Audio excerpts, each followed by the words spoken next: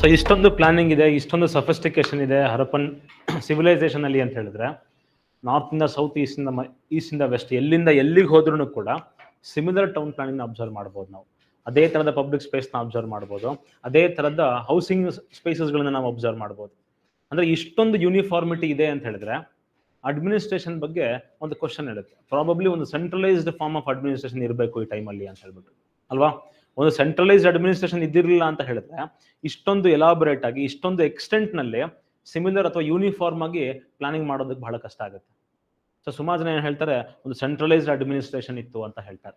ಸರಿ, centralised administration ಇತ್ತು ಅಂದ್ರೆ ಅದು ಡೆಮೋಕ್ರಸಿ ಇತ್ತಾ, ಅದು ರಿಪಬ್ಲಿಕ್ ಆಗಿತ್ತಾ, ಅದು ಥಿಯೋಕ್ರೆಟಿಕ್ ಸ್ಟೇಟ್ ಆಗಿತ್ತಾ, ಅದು ಮರ್ಚೆಂಟಲ್ ಸ್ಟೇಟ್ ಆಗಿತ್ತಾ, ಏನಾಗಿತ್ತು ಅನ್ನೋದು ತಿಳ್ಕೊಳ್ಳೋದು ಇಂಪಾರ್ಟೆಂಟ್ ಆಗುತ್ತೆ.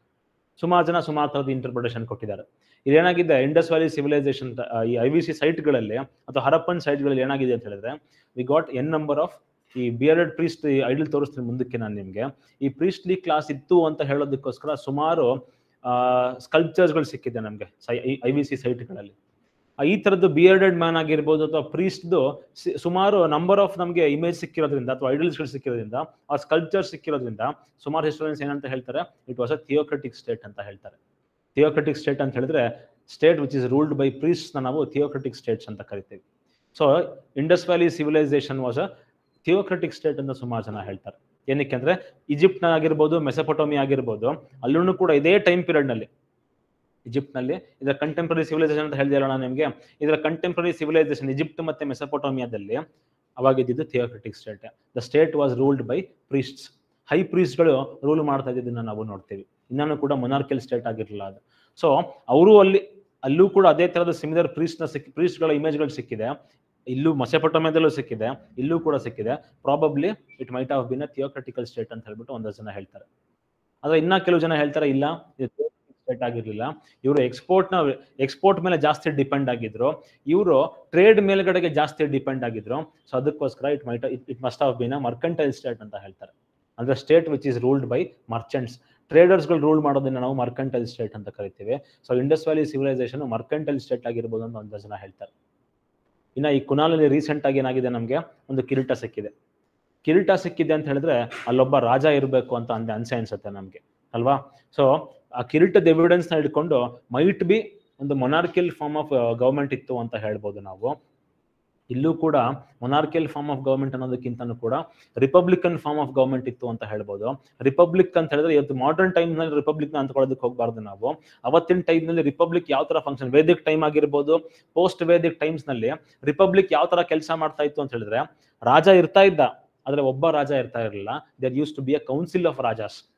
ಒಂದು 20-25 ಜನ ಕೌನ್ಸಿಲ್ ಆಫ್ ರಾಜಾಸ್ ಇರ್ತಾ ಇದ್ರು. ಅದರಲ್ಲಿ ಒಬ್ಬನನ್ನ 1 ವರ್ಷಕ್ಕೋ 2 ವರ್ಷಕ್ಕೋ ರಾಜ ಆಗಿ, ಮಹಾರಾಜ ಆಗಿ ಅಪಾಯಿಂಟ್ ಮಾಡೋರು. ಸೊ ಈ ತರದ್ದು ಒಂದು ರಿಪಬ್ಲಿಕ್ ಆಗಿರ್ಬೇಕು ಅಂತ ಇನ್ನಷ್ಟು ಜನ ಹೇಳ್ತಾರೆ. ಇನ್ನ ಕೆಲವು ಜನ ಹೇಳ್ತಾರೆ ಇಂಡಸ್ ವ್ಯಾಲಿ ಸಿವಿಲೈಸೇಷನ್ ಅವ್ರ ಹರಪ್ಪನ್ ಅಡ್ಮಿನಿಸ್ಟ್ರೇಷನ್ ಸಿಟಿ ಸ್ಟೇಟ್ ತರ ಫಂಕ್ಷನ್ ಮಾಡ್ತಾ ಇತ್ತು ಅಂತ ಹೇಳ್ತಾರೆ. ಗ್ರೀಕಲ್ಲಿ ನೋಡ್ತೀವಿ ನಾವು, ಅಥೆನ್ಸ್ ಅಂತ ನೋಡ್ತೀವಿ, ಸ್ಪಾರ್ಟಾ ಅಂತ ನೋಡ್ತೀವಿ. ಒಂದು ಇಂಡಸ್ ವ್ಯಾಲಿ ಸಿವಿಲೈಸೇಷನ್ ನೋಡಿದ್ರೆ ನಾವು ನಂಬರ್ ಆಫ್ ಸಿಟೀಸ್ನ. ಸೊ ಹಾಗಾಗಿ ಸಿಟಿ ಸ್ಟೇಟ್ ತರ ಕೆಲಸ ಮಾಡ್ತಾ ಇತ್ತು ಹರಪ್ಪನ್ಸ್ ಅಂತ ಹೇಳೋದನ್ನ ನೋಡ್ತೀವಿ ಗ್ರೀಕ್ ಮಾಡೆಲ್ನ ಇಟ್ಕೊಂಡು. ಆದ್ರೆ ಇವತ್ತಿನ ತನಕನೂ ಕೂಡ ವಿ ಕುಡ್ ನಾಟ್ ಕನ್ಕ್ಲೂಡ್. ಏನು ಕನ್ಕ್ಲೂಡ್ ಮಾಡೋದಕ್ಕಾಗಿದ್ದಿಲ್ಲ, ನಮ್ಗೆ ಯಾವುದೇ ತರದ ಲಿಟರರಿ ಎವಿಡೆನ್ಸ್ ಸಿಕ್ಕಿಲ್ಲ ಹರಪ್ಪನ್ ಅಡ್ಮಿನಿಸ್ಟ್ರೇಷನ್ ಯಾವ ತರ ಇತ್ತು ಅಂತ. ನಮಗೆ ಸಿಕ್ಕಿರುವಂತ ಆರ್ಕಿಯಾಲಜಿಕಲ್ ಎವಿಡೆನ್ಸ್ ಇಂದ ಒಂದಷ್ಟು ಅಸಂಪ್ಷನ್ಸ್ ನ ಮಾಡಬಹುದು.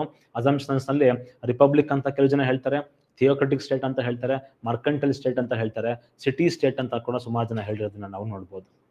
ಅಷ್ಟಾದ್ರೂ ಒಂದು ಕನ್ಕ್ಲೂಡ್ ಮಾಡಬಹುದು ನಾವು, we can conclude that Harappans had a centralised administration. ಒಂದು ಸೆಂಟ್ರಲೈಸ್ಡ್ ಅಡ್ಮಿನಿಸ್ಟ್ರೇಷನ್ ಇತ್ತು, ಆ ಅಡ್ಮಿನಿಸ್ಟ್ರೇಷನ್ ಯಾವ ತರ ಬೇಕಾದ್ರೂ ಇದಿರ್ಬೋದು ಅಂತ ನಾವು ಕನ್ಕ್ಲೂಡ್ ಮಾಡ್ಬೋದು.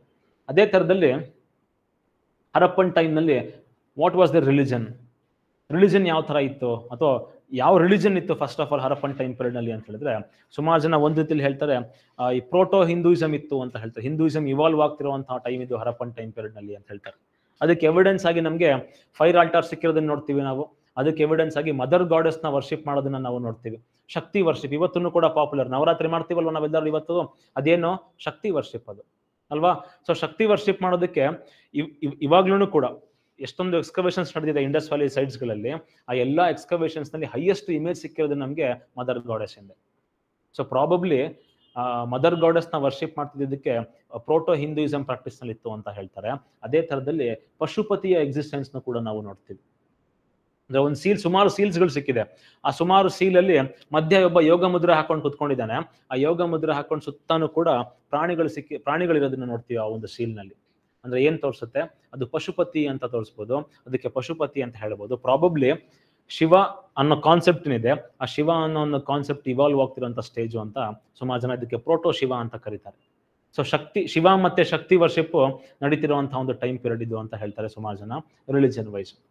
ಟೆಂಪಲ್ಸ್ ಬಗ್ಗೆ ಆಲ್ರೆಡಿ ನಾವು ನೋಡ್ಕೊಂಡ್ವಿ. ಆಗ್ಲೇ ಹೇಳ್ದಲ್ಲ ನನಗೆ ಮದರ್ ಗಾಡೆಸ್ ಇಮೇಜ್ ಸಿಕ್ಕಿದೆ ಅಂತ ಹೇಳಿ.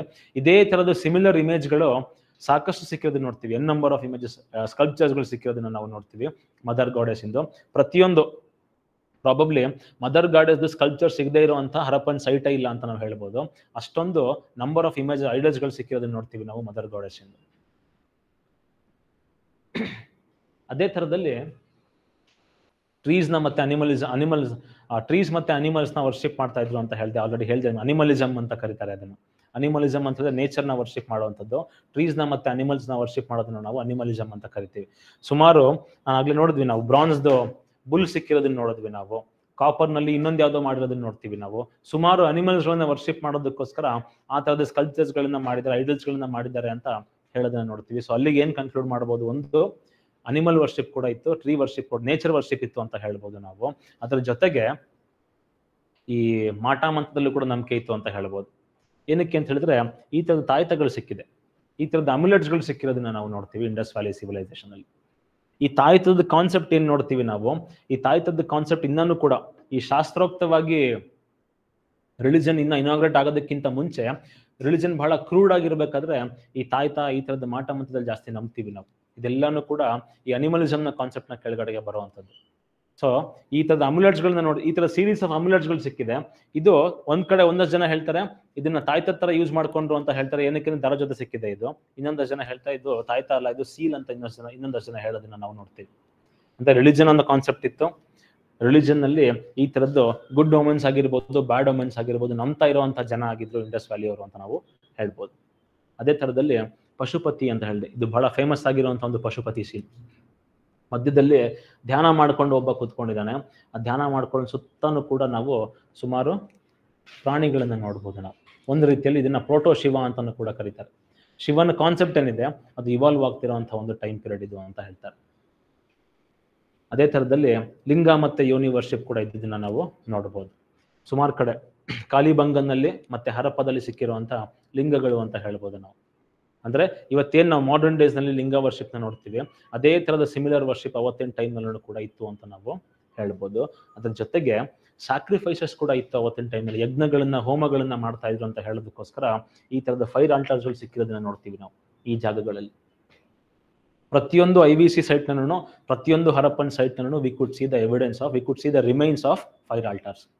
ಸೊ ಹಾಗಾಗಿ ರಿಲಿಜನ್ ಇತ್ತು, religion was playing important role in Harappan life ಅಂತ ಹೇಳ್ಬಿಟ್ಟು ನಾವು ಒಂದು ಕನ್ಕ್ಲೂಡ್ ಮಾಡ್ಬೋದು.